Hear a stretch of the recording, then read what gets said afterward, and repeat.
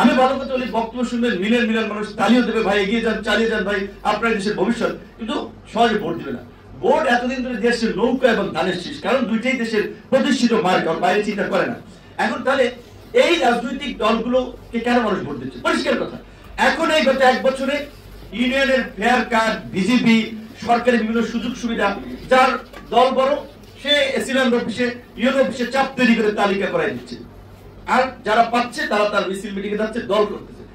Prince ভাইকে কেন vote দিবে? প্রিন্স ভাইকে কেন চাল দিতে পারবে, বয়স্ক ভাতা দিতে পারবে, বিধবা ভাতা দিতে পারবে? তাহলে এই সিস্টেমের একটা পরিবর্তন দরকার ছিল না? আমরা কেন মানুষকে, সরি যে খুব এটা একটা অসম্মানজনক হল হইল, ভিখারির মতো ট্রাকের পিছনে মানুষকে লাইনে দাঁড় করাই দেবো চালের জন্য, ডালের জন্য? এর তো একটা আধুনিক পদ্ধতি করা যেত, এক সুন্দর ম্যানেজমেন্ট করা যেত। আর আমি কেন ওই দিচ্ছি কি চাল, পেঁয়াজ, তেল, সরকার যদি এই সাধারণ মানুষ মোটা চালই কিনে, মোটা চালে ভর্তুকি দেখ, যে চাল সারা বাংলাদেশে মোটা চাল 45 টাকা বিক্রি হবে, কারণ ট্রাকের পেছনে লাইন ধরতে হবে না, কিংবা ধরেন ইউনিয়ন পরিষদ বা বিভিন্ন জায়গায়